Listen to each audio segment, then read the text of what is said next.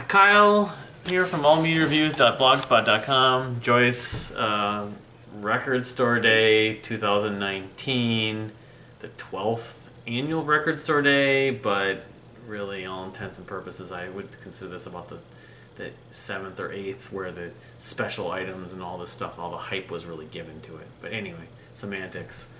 So we're gonna show what we got, and maybe tell a story or two. We got like 21 minutes on the memory card, so I don't know how you want to do this first. You want to just show the bag, or want to tell the story how we did this, or what? This record store day was a little different for us. Normally we travel to quite a few different record stores around the Twin Cities. This year, we really only hit up one to buy pretty much everything, which, worked out because, I don't know, unfortunately our schedule is a little more busier this time around. We had more important matters actually yesterday. Yeah. But I mean, just in general, it's a much busier weekend for us. So right, this whole month of April 2019. Right, got these really cool sunglasses. These happen to be from Rhino Records. Which I don't know if we can zoom in here to show. Just show them, Yeah. Yeah, they were at. So we went to more than one place, but really we purchased items only at one store. Yeah. And that store we'd never actually gone to first, because we went on Friday night. We went to Cheapo in St. Paul and then Agarda Records, and Agarda Records said they were open at 8. Cheapo opened at 9, and I even was able to go into Agarda and talk to Dylan, who runs that place, and to find out what items they had, and I confirmed they had a couple items that we wanted, so we knew they had it, and they were opening an hour earlier. Why not try going there? It's a pretty nice setup. So, I mean, we've gone to Barely Brothers. In record store days past, we've gone to several stores, just because a lot of stores tended to run out of the material that we were looking for, which makes sense. But this year, we just happened to get lucky, and we just decided, it's here, buy it, let's grab it, and let's go. Yeah, so. Agarda had a wonderful cake.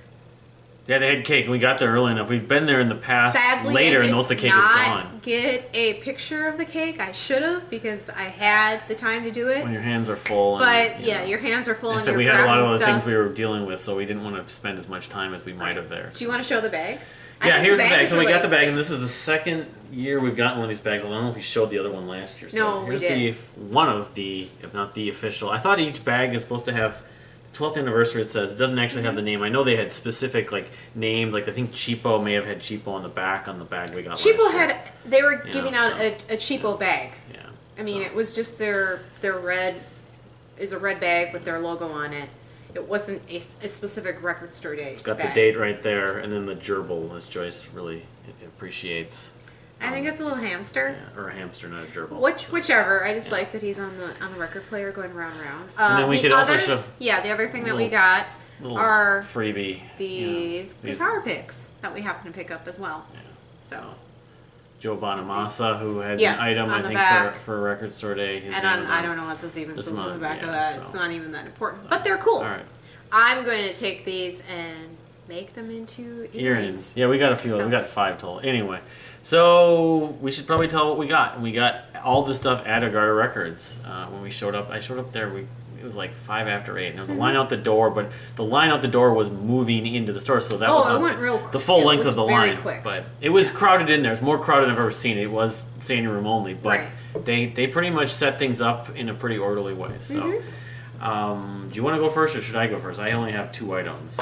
Why don't we just trade off back and forth? All right, go ahead. Yeah, makes sense. Okay, so I did. I picked up more items, and normally I actually typically tend to pick up non-record store day items, because in record store days of recent past, I've not been able to find a whole lot, or there isn't been a lot that I've been excited about. I've gotten 1 or 2 things, but normally I typically pick up things that are not the record store day items, which for me is fine, which is why we end up going to like at least 4 or 5 different stores.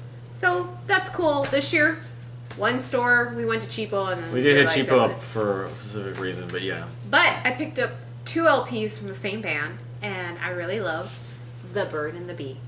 So this is their first album. This is reissued.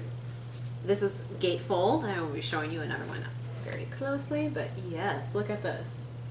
So This looks pretty. That's a nice, neat gatefold. Yeah. Yeah. Neat gatefold. First Bird of the Bee. Of course, Greg Kurstin, people know from Half of the Bird of the Bee, largely for his work with like Adele and some other people recently he's produced. But this is his primary band. Dear It was his Greg, primary. Yeah. I know you won't be listening or seeing this, but get back to your music. Yeah, we'd love to have more music from Bird of the Bee. This, my friends, though, is a very nice colored green vinyl. It's got a little. It's marbled. It's a marbled yeah, vinyl. marble little orange stains or whatever with the green. Yeah. Whatever you want to call those, orange or. But it's gorgeous. It's beautiful. Mhm. I love it. So, probably the best known song off of this album is actually, sadly, the first song, which is Again and Again. And some people wouldn't know that also because Dave Grohl has done a little tidbit about Greg Kurstin. And that Dave Grohl He hearing probably that song never even and- heard of Bird of the Bee until he worked with Adele, though, and he got the Grammy and all that stuff. So. Okay, so moving on. So neat deal, yeah. The first This is- album this is issued the first album. on vinyl. Yep, Yeah. great, great album. Only issued originally back in whatever. Now, year it this was. is the 10th anniversary of Ray Guns. Ray Guns are just not the future. The second Bird of the Bee, or Right. yeah.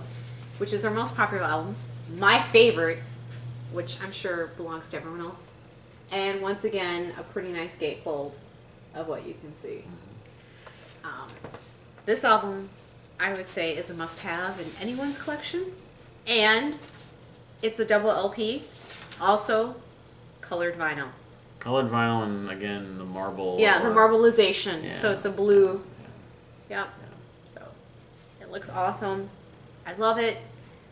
I love this entire album. There really isn't a song on here that I tend to skip. Typically, I skip songs, even for my favorite artists. Not But in this case. album, I actually can listen to pretty much from beginning to end without any complaints from the peanut gallery, so to speak. But this is an awesome album, and I'm very happy that they reissued this. So, also, additionally, is the bonus track of "How Deep Is Your Love." So it's right. a cover of the Bee Gees. Right down here. So if you're a Bee Gees fan, you might not know Yeah, about that. So. might not know about that, but it's a great album. I love it. Why don't you show your All right, your two, so and I'll show my last. one of the items I picked up is the Jeff Buckley. I don't know. You probably call this an EP. It's called In Transition. Say what you will about Jeff Buckley's mother, Mary Gebert, and all the different posthumous releases that she's put out. A lot of them have been great. Some of them have been, I don't know. I'm kind of a Buckley completist. I picked up the Live at Sinead double, I want to say a year ago, which was not nearly the, this was a lot more affordable, but standard black vinyl.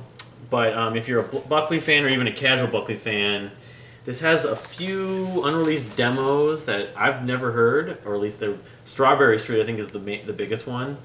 But then versions of different songs, Mojo Pin 1 and 2, Unforgiven, which was like an early version of Last Goodbye, a long version of Hallelujah, If You Knew. So it's a lot of the stuff that ended up on the second disc of Grace, or even some of the forms of the stuff that was on Sketches, which never got finished. So a little write-up, of course, from Mary and the picture of Jeff. So, and there were a lot of copies of this. I wasn't worried about getting it, but I wanted to get it. But I wasn't worried about it like all getting grabbed up, because I think there were like 2,000 or 3,000 copies of this thing. So the stores were going to have, most of them were going to have 4, 5, 6 of them. So anyway, Jeff Buckley, In Transition. If you're a Jeff Buckley completist, it's a good idea to get it, probably. All right. So then the next item I picked up is an EP. It's a single, the Japanese reissue of La Isla Bonita from Madonna. The other reissue that came out this record store day was True Blue. I didn't really want that. Listen, I think True Blue's a good song for what it's worth. I just happen to like the song better, but this is also colored vinyl. It just so happened that everything I picked up this year is colored vinyl, which I think is just awesome, but this is a nice translucent green. Yeah. So It's like almost a turquoise. not quite turquoise. Not quite turquoise, but close. Yeah, sort of. but close. It's not a, like a Right. hard. Also, inside as the original are the Japanese lyrics. It's a Japanese. Yes, it's a Japanese it's like a import. reissue of the And Japanese also, import. right, Yeah. also the Japanese Yeah. liner notes. So it's Yeah. lyrics, So If you know Japanese, that's kind of a neat deal. And liner notes. So I thought that was really cool. I will look forward to playing this. I actually own an original copy of this anyways that I tracked down a Japanese few. version, so you get that, and you get the colored vinyl with it. So. Right, but because it's one of my favorite songs of hers, I was willing to go ahead and it's just that song. Is there like a remix? No, it's EP. It's an actual EP because it's right. got It's a super mix of Isla Bonita, plus it also has "Crazy for You" and "Open Your Heart." So yeah, it's an EP, but the main draw is that it's La Isla Bonita. Yeah, so, but yes, so cover, Madonna, back cover. This is awesome. All right, do you want to talk about your holy grail that you? Yeah, these last two items we're going to show were not high pressing. So this is from the soundtrack to the movie Ghost World. We wanted to get 2 copies. Was only available. We only could find one because we didn't get there right away. I feel kind of guilty if we would have picked both because there were only 500 pressed. Ghost World. I don't know if I've ever talked about it on the channel, but is basically my favorite movie of all time. Same for The Wizard of Oz because I have a large sentimental appreciation for that movie. But I've watched this movie 200-300 times. I've got multiple versions of the graphic novel. I met the author, Daniel Klaus. You know, I'm a Ghost World-aholic and a Ghost World loyalist. So this was an obvious get, and especially when they showed the limited pressing. So. And it came out on blue vinyl. Cool. I'll say this: it looks like it's like a translucent. It is translucent. The music itself in the movie isn't necessarily my, not my cup of tea, but it's not my jam. I like it; it's interesting, but it's more of what the film represents as far as a music fan, music collector. Is it a double LP? It's a double, so I'm gonna be able to put that back in. You can see the label even has. The typical cover of the and whole write up here from Terry Zwigoff, the director of the film. So you can see. So the second one I would imagine also is translucent vinyl. So yeah, no, it was a big deal. I mean, again, I don't know how much mileage I'll get out of playing it, but it looks nice. It looks nice as a collector. It was kind of, the gatefold and the whole artwork on the back. It was a find. Yeah, it was a find, and the fact that they're so limited pressing, they should press more of them. So, and we didn't get the second copy at Cheapo. We went to Cheapo thinking because I knew they were going to get a couple in too, but I'm happy. I mean, maybe we'll find a copy somehow at somewhere. Some point. I'm not going to go on eBay and spend hundreds or thousands of dollars looking for it. I'm just happy we got one because I know probably people were looking for it. They didn't even find it. So. All right, so the last item was also very limited pressing. It was 500 copies. I didn't realize that.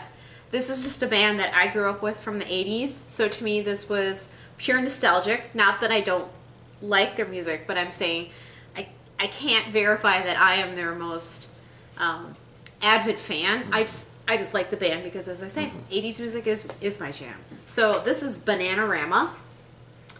This is basically a bunch of remixes of Venus.